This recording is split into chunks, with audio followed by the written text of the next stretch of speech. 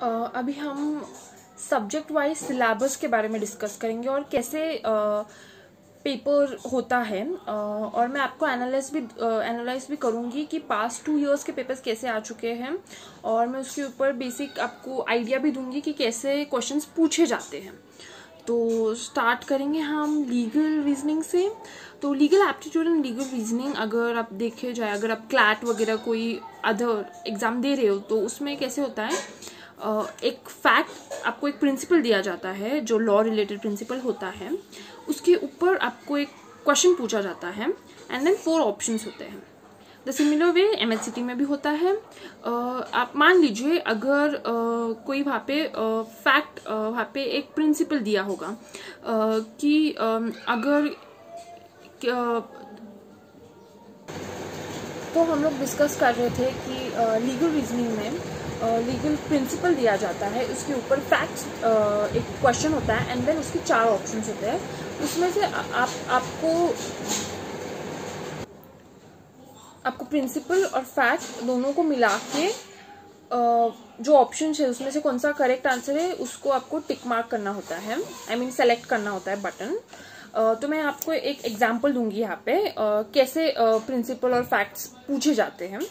तो यहाँ पे प्रिंसिपल है, when a person voluntary agrees to suffer some harm in he is not allowed to complain for that. मतलब एक इंसान ने अगर वॉलंटरी एग्री किया है उस हार्म के लिए, तो कोई हार्म उसे होता है तो वो उसके ऊपर शिकायत नहीं कर सकता कि मुझे हार्म हुआ गया है, मुझे चोट पहुंची गई है। तो उसका जो फैक्ट्स है वो मैं पढ़ के सुनाती हूँ। A was one of the spectators at a Formula 1 car race being held at a Gurgaon on a track owned by M Company. During the race, there was a collision between 2 racing cars, one of which was thrown away amidst spectators, thereby causing an injury to A. A claims damages for injuries caused to him.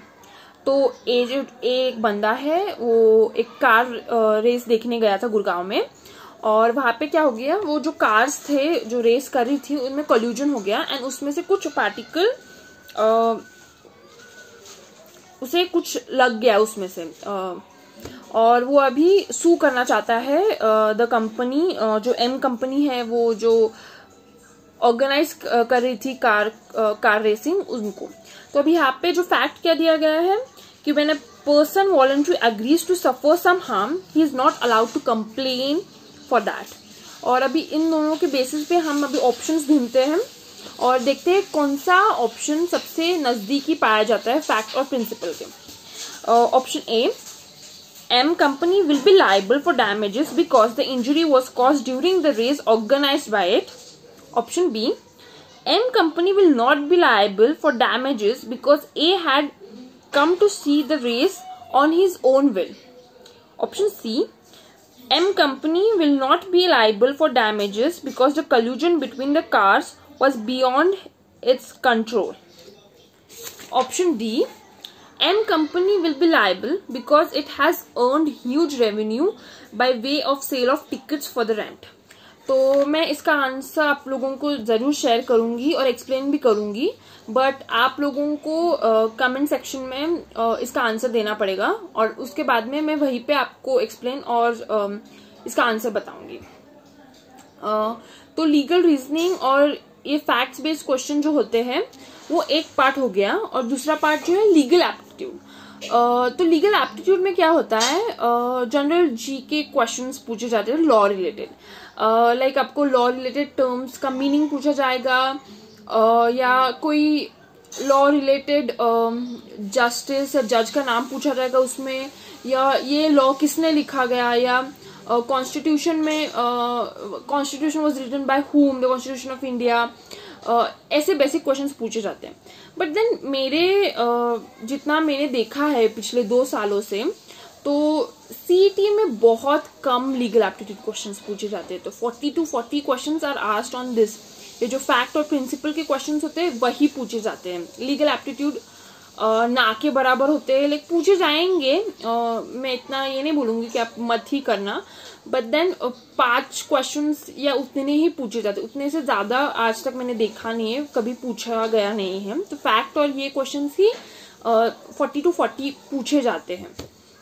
तो आपको practice अगर करनी है ऐसे questions की तो best way, एक तो पहली बात मैं क्लियर कर दूं कि MHCT के पास्ट ईयर पेपर्स कहीं पे नहीं मिलेंगे आपको, ऑनलाइन कहीं पे नहीं मिलता है, या कहीं पे भी अगर वो बोल रहे क्लेम कर रहे कि ये CT के पास्ट ईयर पेपर्स है, देन प्लीज इट्स अ लाई, क्योंकि मैंने बहुत से सर्च किया है, कहीं पे नहीं मिलते आपको CT के पेपर्स। सेकेंड थिंग, आपको अगर ऐसे फैक्ट बेस्ड क्वेश्चंस की प्रैक्टिस करनी है, अभी आपके पास कोई मटेरियल वगैरह नहीं है और वैसे लॉकडाउन भी चल रहा है तो आप बुक्स भी ऑर्डर नहीं कर सकते, तो बेस्ट वे मैं आपको बोलूंगी कि क्लैट के जो पास्ट ईयर पेपर्स हैं वो आप सॉल्व कीजिएगा, क्योंकि क्लैट का जो फॉर्मेट है और CT का जो फॉर्मेट है वो काफी मिलता जुलता है। तो आप अगर क्लैट के question papers past year paper solve करेंगे तो आपको एक आइडिया मिल जाएगा कि कैसे ये प्रिंसिपल और फैक्ट बेस्ड क्वेश्चंस जो है वो पूछे जाते हैं, और आपको एक आइडिया भी होगा कि कैसे सॉल्व करना है या कैसे इसको अटेम्प्ट करना है।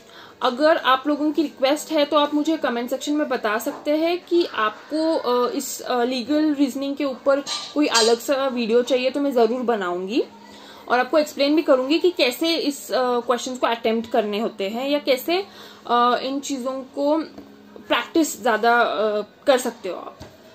अभी हम दूसरे सेक्शन